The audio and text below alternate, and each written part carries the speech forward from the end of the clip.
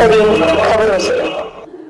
है हकीकत, हालात जिनसे जुड़े हैं आपके जज्बात, जुनून जो बदल सकता है देश की तस्वीर, खबरें जो आपके लिए जानना है। सभी वर्गों के लिए काम कर रही भाजपा सरकार, प्रेमचंद मिश्र पत्रकारों का उत्पीड़न गंभीर मामला। कुशीनगर युवाओं के बदौलत आज प्रधानमंत्री नरेंद्र मोदी ने न सिर्फ देश में बल्कि विदेशों में भी भारत का परचम लहराया है।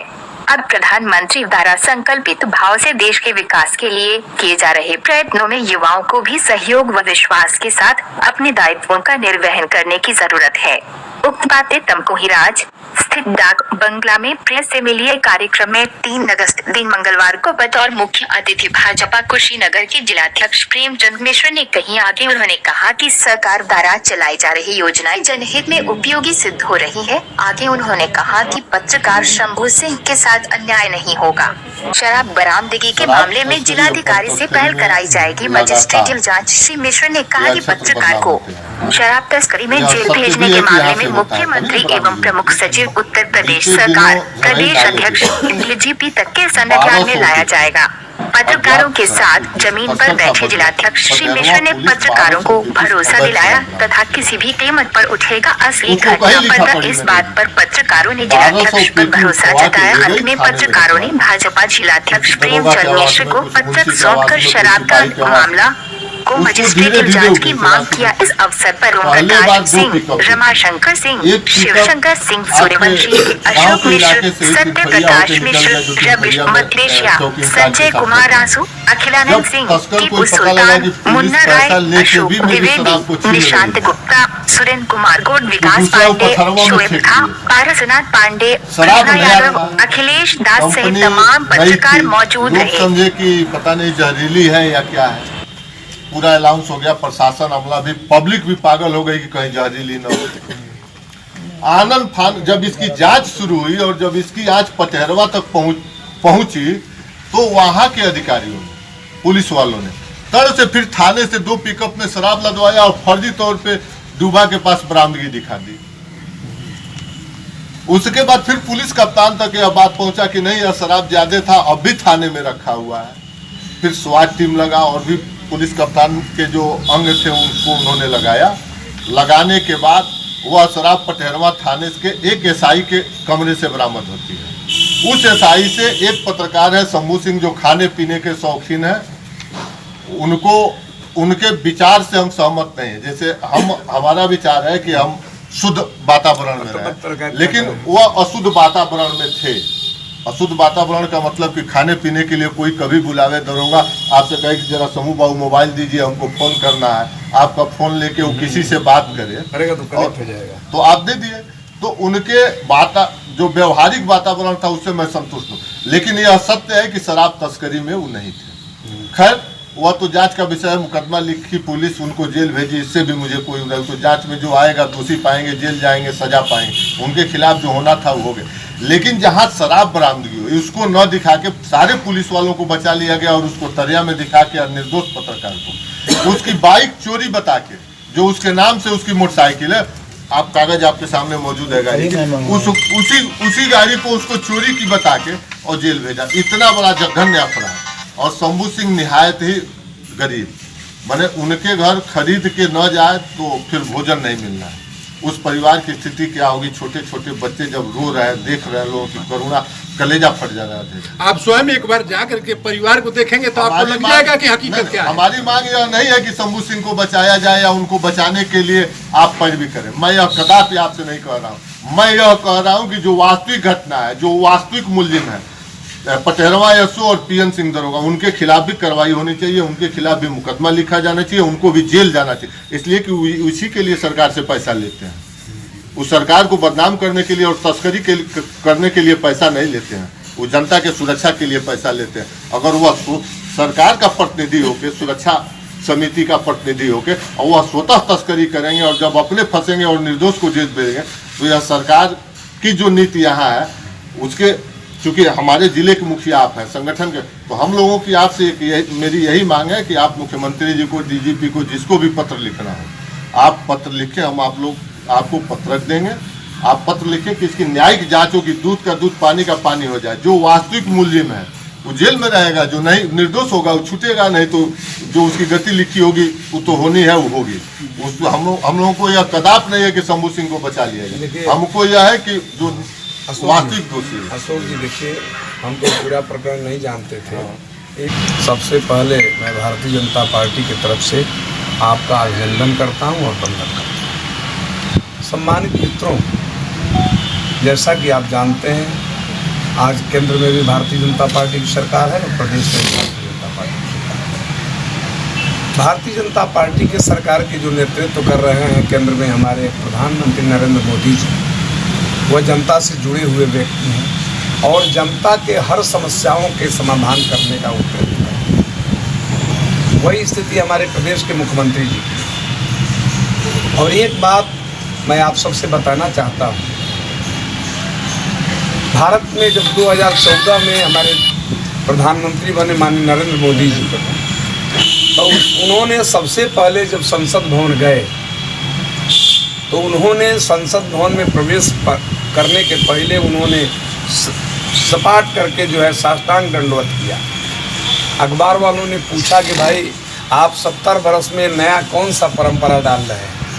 उन्होंने कहा कि ये लोकतंत्र का पावन मंदिर है और इसको मैं प्रणाम कर रहा हूँ। ये नई परंपरा नहीं है, ये हमारे भारत की संस्कृति की पुरानी परंपरा है। उन्होंने कहा कि भाई, पत्रकारों ने पूछा कि हर आदमी प्रणाम करता है तो कुछ संकल्प लेता है, आपने क्या संकल्प लिया है? तो हमारे देश के प्रधानमंत्री जी ने कहा कि मैं संकल्प लिया हूँ सुदृढ़ भारत का, मैं संकल्प लिया हूँ सुरक्षित भारत का, और मैं संकल्प लिया हूँ समृद्ध भारत का। प्रधानमंत्री जी ने 3 बात कहा और 2014 से उन्होंने भारत के बारे में चिंतन प्रारंभ कर दिया। हम अपने सीमाओं को ठीक किए और पहले की जो परंपरा रही है कि जब चाइना या पाकिस्तान आक्रमण करता था तो देश के प्रधानमंत्री उन्हें धमकी पत्र देते थे, सलाह देते थे, पत्र भेजते थे कि ऐसा करेंगे तो। लेकिन इस बार इस समय प्रधानमंत्री जी ने, अगर 1 कदम आप घुसे तो हम आपके 10 कदम घुसेंगे, अगर हमारे 1 सैनिक को मारा तो हम 10 सैनिक को मारेंगे। इस तरह से प्रधानमंत्री जी ने सुदृढ़ भारत, सुरक्षित भारत बनाने का काम किया और साथ ही साथ समृद्ध भारत का भी उन्होंने निर्णय लिया। कैसे जनता समृद्ध होगी, उन्होंने स्वास्थ्य के दृष्टि से स्वच्छता अभियान शुरू किया। जो किसानों की बड़ी समस्या बार बार उठती थी कि इस किसान इस देश में परेशान रहते हैं।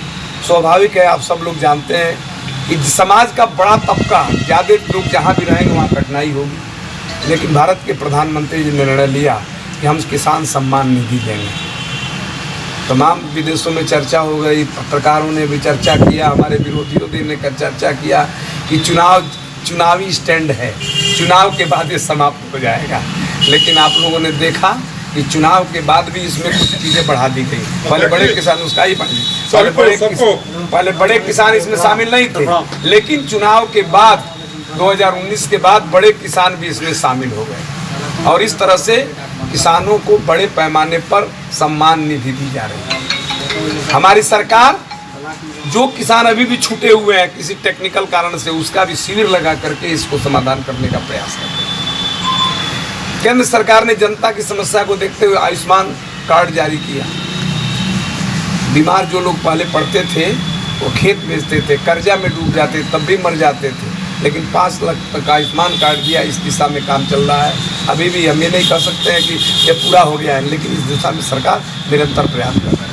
अभी प्रधानमंत्री आवास योजना की बात है, सड़कों के निर्माण की जाल की बात है। ये सारे काम करके इस देश के प्रधानमंत्री ने सुदृढ़ भारत के निर्माण के संकल्प को पूरा किया। उसके बाद से हमारे प्रदेश के मुख्यमंत्री जी भी निरंतर इस दिशा में काम कर रहे हैं और आज केंद्र और प्रदेश दोनों की सरकारों का परिश्रम का परिणाम है कि इसका लाभ जनता को मिल रहा है, सीधे मिल रहा है। आज कोरोना के महामारी के बारे में सब लोग जान रहे हैं। हम ये नहीं कहते हैं कि सरकारें आती है जाती है, जो भी रहेगा करेगा, लेकिन कोरोना के महामारी में आज प्रधानमंत्री नरेंद्र मोदी जी ने और मुख्यमंत्री योगी आदित्य ने जो काम किया है उसकी सराहना विश्व में हो रही है। तो हम लोगों की गौरव की बात है कि हम उस देश और उस प्रदेश में रहने वाले हैं जहाँ के प्रधानमंत्री नरेंद्र मोदी हैं, जहाँ के मुख्यमंत्री योगी आदित्यनाथ हैं, और इस मिल करके सबका विकास, सबका साथ और सबका विकास करते हुए हम आगे बढ़ रहे हैं। इस दिशा में थोड़ी बहुत अगर समस्या भी है तो उसको भी समाधान करने का प्रयास किया जा रहा है। और एक बात मैं बता दूं कि पहली बार ऐसा हुआ है, अभी कोटेदारों का मामला चलता है, हर आदमी कहता था कि कोटेदार नहीं सुधरने वाले हैं।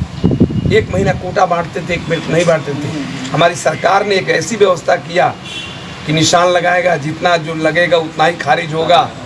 और आज हम कहने में कहीं हमें संकोच नहीं है कि कोटा का वितरण निरंतर हो रहा है। कठिनाइयाँ कहाँ हैं?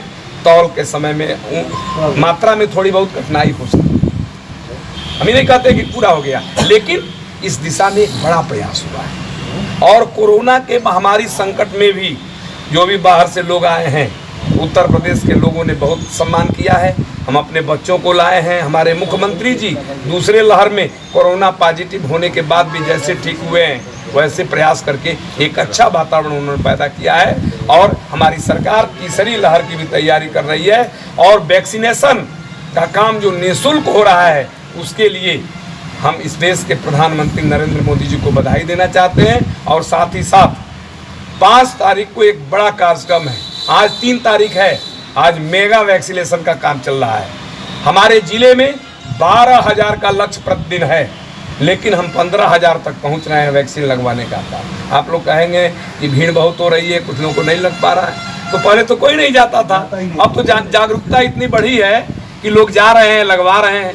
12,000 के लक्ष्य के अगेंस्ट में इस जिले में 15,000 वैक्सीनेशन का काम हो रहा है। आज सरकार ने निर्णय लिया है कि मेगा वैक्सीनेशन कराएंगे आज बड़े पैमाने पर, ताकि ज़्यादा से ज़्यादा लोगों को कम समय में वैक्सीन लगाया जा सके। हम लोगों को सुरक्षित बनाना चाहते हैं। और हमारे देश के प्रधानमंत्री जी ने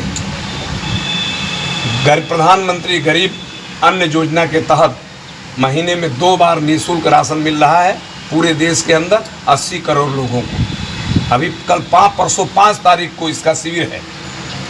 पहला बार जो मिल रहा है वो प्रधानमंत्री के द्वारा है, दूसरे बार निःशुल्क मिल रहा है मुख्यमंत्री जी के द्वारा। एक प्रदेश सरकार, एक केंद्र सरकार का है। तो अभी 5 तारीख को जो वितरण शुरू होने वाला है उसकी तैयारियां सरकार पूरी कर ली है। 5 तारीख को प्रत्येक कोटा के दुकानों पर शिविर लगाया जाएगा। सभी जो लाभार्थी हैं जाएंगे, प्रधानमंत्री जी उनको संबोधित करेंगे और संबोधन के बाद उनका जो है गल्ला दिया जाएगा। इस दिशा में हम लोग अभी प्रयास में लगे हुए हैं, सरकार भी प्रयास कर रही है। इसलिए कि आज इस अवसर पर मैं माननीय मोदी जी को बधाई देना चाहता हूँ, माननीय योगी जी को बधाई देना चाहता हूँ कि वो विकास में अपने समय में 24 घंटा में 18 घंटा काम करके और दोनों लोग प्रदेश के विकास में लगे हुए हैं। और आपसे भी मैं अपेक्षा करना चाहता हूँ कि आइए, आप भी पत्रकार हमारे समाज के महत्वपूर्ण अंग हैं, पत्रकार हमारे तीसरे स्तंभ होते हैं। आप भी इस दिशा में सहयोग करिए और हम सब लोग मिलकर के स्वस्थ उत्तम उत्तर प्रदेश बनाए। एक बात और मैं बता देना चाहता हूँ, समाजवादी पार्टी और बसपा पार्टी के सरकार के समय में उत्तर प्रदेश जैसे प्रदेश की गरिमा गिरी थी, साख गिरा था। लेकिन सन 2017 में उत्तर प्रदेश में भाजपा की सरकार बनने के बाद आज उत्तर प्रदेश भारत के विभिन्न योजनाओं में अग्रणी स्थान प्राप्त करके उत्तम प्रदेश बनने की तरफ बढ़ रहा है। तो हम आप सबसे आग्रह करना चाहते हैं कि आइए हम सब लोग मिल करके इस प्रदेश को और आगे बढ़ावें, एक अच्छा वातावरण बना। देखिए, हम ही नहीं कहते हैं कि इसी सरकार आती है जाती है, लेकिन व्यक्ति बड़ा भाग्य से मिलता है। आज प्रधानमंत्री नरेंद्र मोदी भी भाग्य से ही प्रधानमंत्री मिले, योगी आदित्यनाथ भी हम लोग भाग्यवान है कि मुख्यमंत्री हैं। तो हम लोग सब लोग अपने विचारधाराओं से ऊपर उठ करके, हम दल से ऊपर उठ करके राष्ट्र के प्रति चिंतन करें, क्योंकि हम सब लोग इस बात को सोचते हैं कि राष्ट्र हमारे लिए नंबर 1 पर है, व्यक्ति हमारे लिए दल नंबर 2 पर है और व्यक्ति नंबर 3 पर होता है। राष्ट्र सबसे महत्वपूर्ण चीज़ है। तो आज हम आग्रह करना चाहेंगे, हम सब लोग मिल करके इस प्रदेश को, देश को, राष्ट्र को आगे बढ़ाने का काम करें। इन्हीं शब्दों के साथ मैं आपका स्वागत करता हूं। आपकी अगर जो बात है मुझे बताइए, मैं निश्चित रूप से प्रयास करूंगा कि जो आपकी